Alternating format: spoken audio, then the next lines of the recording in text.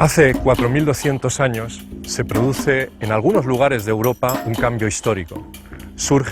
Es la época de un surgimiento de nuevas estructuras sociales y políticas, pero no en toda Europa, en zonas muy concretas. Por ejemplo, en el sur de Inglaterra, en Bretaña, en la Francia occidental, en Europa central, en los Cárpatos y en Grecia. Y también en el sudeste, pero no todo el sudeste. Al principio, solo en la parte occidental de Murcia y en la parte oriental de Almería, es decir, el Valle de Gualentín y la depresión de Vera. Allí surge lo que llamamos el Argar. Y lo que comparten estas sociedades, estas nuevas estructuras sociopolíticas, es precisamente el enterramiento individual, enterramiento de algunas personas, sobre todo hombres, con armas y con objetos como adornos de oro o de plata, una nueva sociedad basada en una estructura más individual, más desigual, con mayor concentración económica y política. Antes de esa época, es decir, antes del 2200, antes de nuestra era, las sociedades eran móviles. Rara vez la gente vivía en un lugar más de 2, 3 o 4 generaciones. Yacimientos grandes como los Millares, defendidos con defensas, son una excepción. La mayoría eran pequeños poblados de 50, 100, 200 habitantes. Eso era la forma de vida, altamente móvil. Y lo interesante es que precisamente en la Bastida tenemos la suerte de encontrar las evidencias de esa transición entre un mundo neolítico, calcolítico y lo que llamaremos la Edad del Bronce, la edad de la auténtica metalurgia. Por ejemplo, aquí estamos en una pequeña cabaña, una cabaña de planta oval, semiexcavada, que sería típica de esta fase. Vemos cómo tendríamos una cabaña de unos 12 metros cuadrados de superficie útil. Este muro que vemos aquí nada tiene que ver, esto ya es de la fase argárica plena, sino que aquí tenemos lo que sería un pequeño espacio realizado con materiales perecederos como la madera, el esparto, muros de tapial, y en su interior encontramos los útiles de piedra, algunos también pueden ser de cobre, y cerámicas que vemos son muy polimorfas. Es una alfarería doméstica hecha por cada grupo doméstico, por cada grupo social, como vemos, con diferentes pigmentos, con diferentes desgrasantes, diferentes formas. Cada sociedad, cada grupo, cada comunidad tenía sus propios valores estilísticos, sus propias formas de producir, y eso obviamente va ligado también a unas prácticas sociales, unas prácticas de consumo de alimentos, de bebida, de festejos, de compartir, diversos. Eso es la sociedad que encontramos hace 4.000 años y que en algunas zonas de Europa finaliza con lo que llamamos estas sociedades de la Edad del Bronce.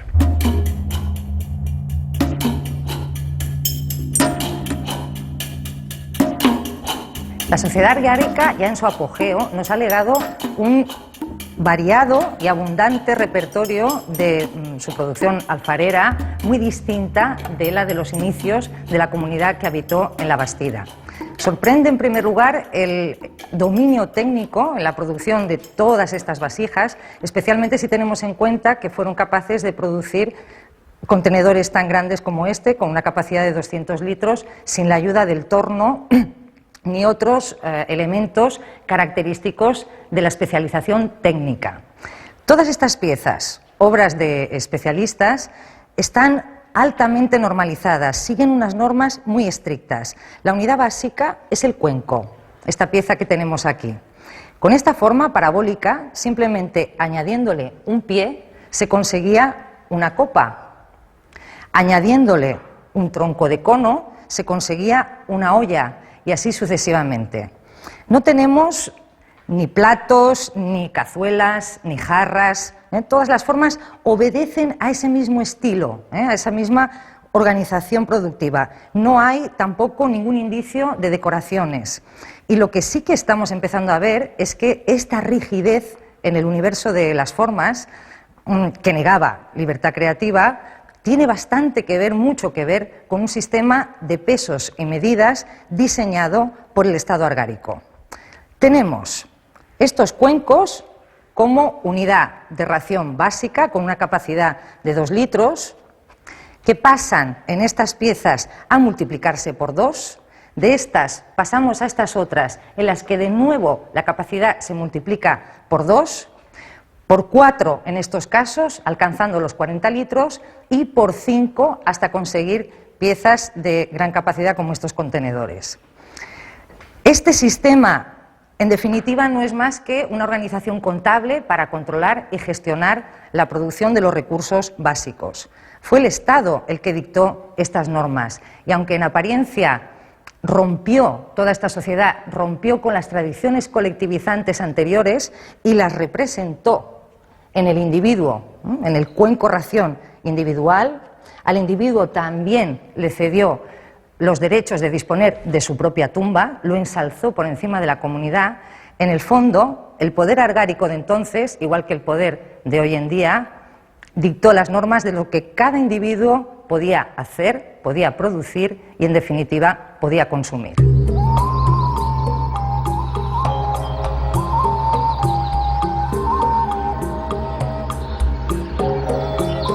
Las élites argáricas no solo controlaban la vida de la gente, sino, por supuesto, lo que controlaban básicamente eran los recursos. Estamos en la Tira del Lienzo, que es un yacimiento que ilustra perfectamente esta enorme división social. Aquí, por un lado, mientras yo atravieso esta calle, tenemos a mi derecha una casa residencial, algo parecido a la casa del gobernador, para que nos entendamos, y a mi izquierda tenemos todas las dependencias de almacenamiento, donde se depositan, básicamente, aparte de los tejidos y de bienes subsistenciales en general, inclusive se atesoran recursos, diríamos que prefarmacéuticos, es decir, recursos terapéuticos. Y lo que es más interesante aún es que este mismo poblado, en 2 diferentes fases, tiene todo el control subsistencial de toda la zona. Así pues, si entramos en una de las dependencias, aquí, en la fase final, vemos cómo se acumulaba el bien alimentario básico, es decir, el grano. Y lo que es más interesante, también hemos encontrado algo insólito, como puede verse aquí, lo hemos traído para que lo veáis, que es un idolillo guardián, precisamente de esa especie de prefarmacia que encontramos aquí. Es quizás una manifestación extraña dentro de la sociedad argárica, ya que generalmente las ideologías son políticas y no religiosas.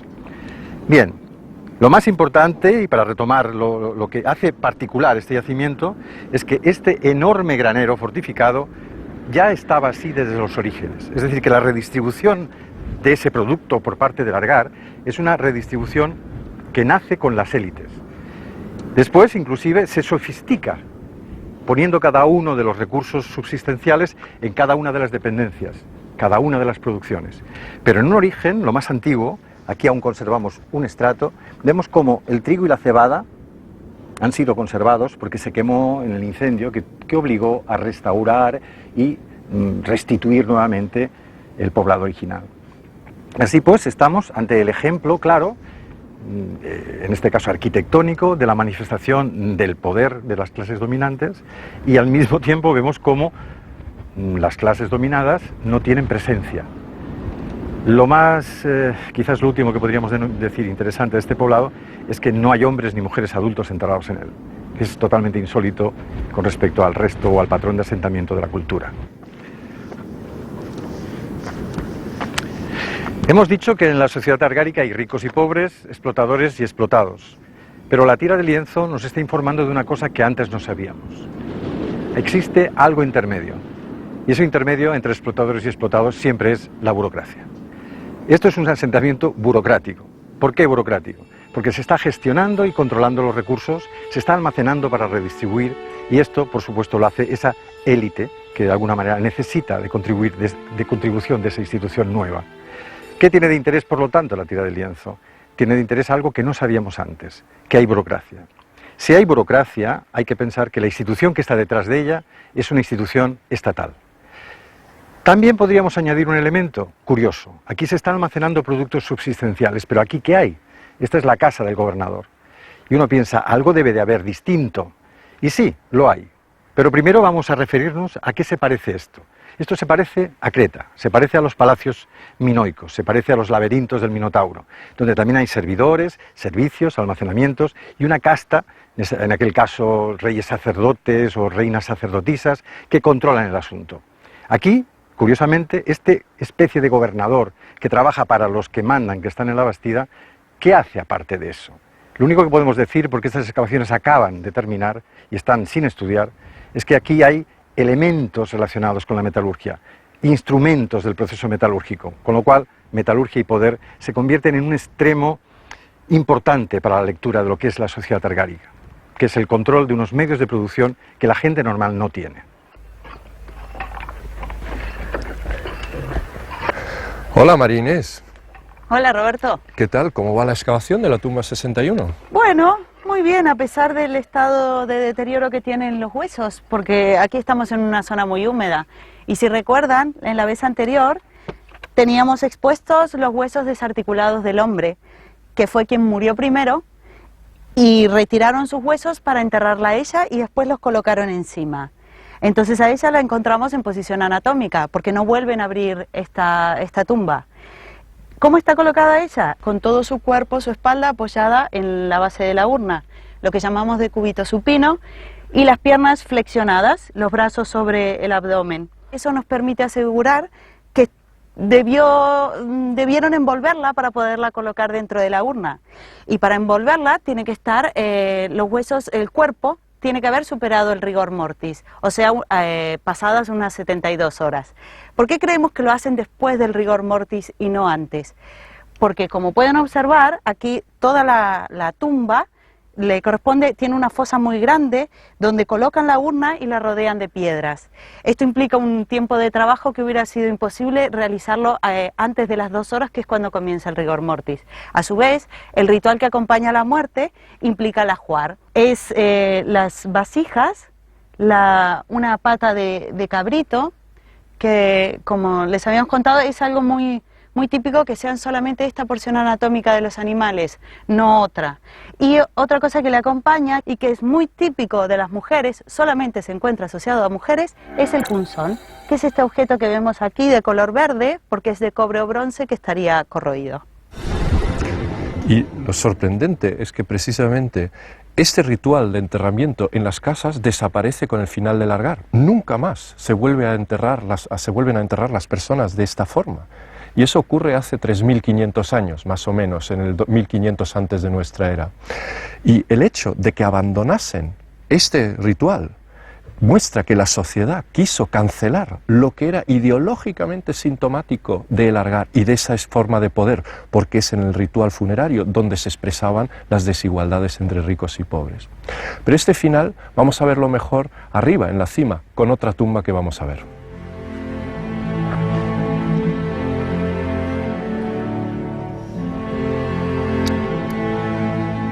Estamos en la cima de la Bastida, ante la tumba de una de las mujeres ricas de este poblado.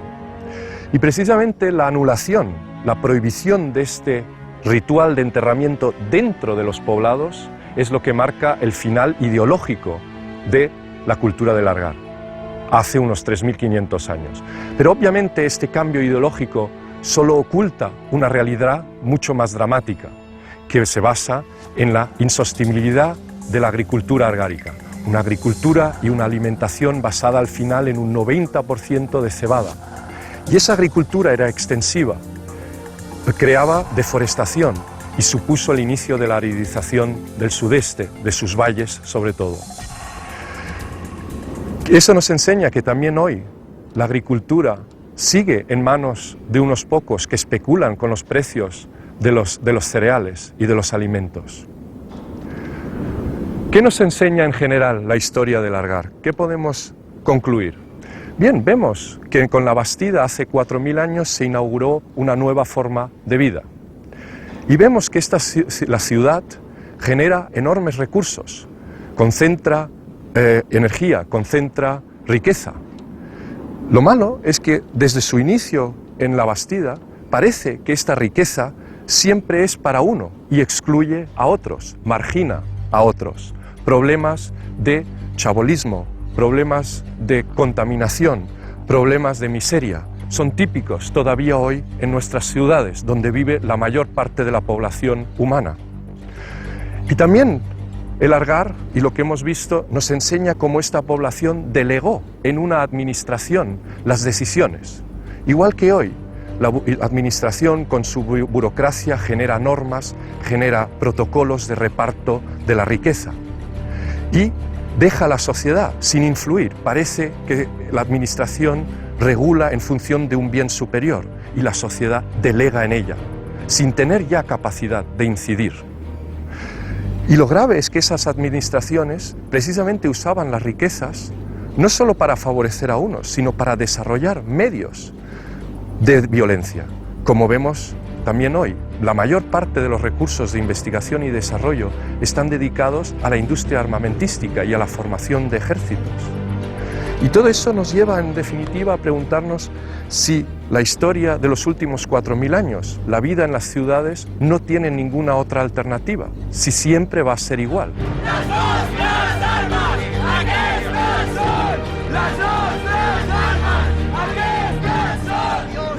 Y pensamos que la historia del Algar y su final, hace 3500 años, nos muestra que hay caminos diferentes, que la historia no es una concatenación mecánica de acontecimientos, sino que la sociedad puede decidir si quiere ir en una dirección o en otra. Y eso, de alguna forma, eso genera esperanza.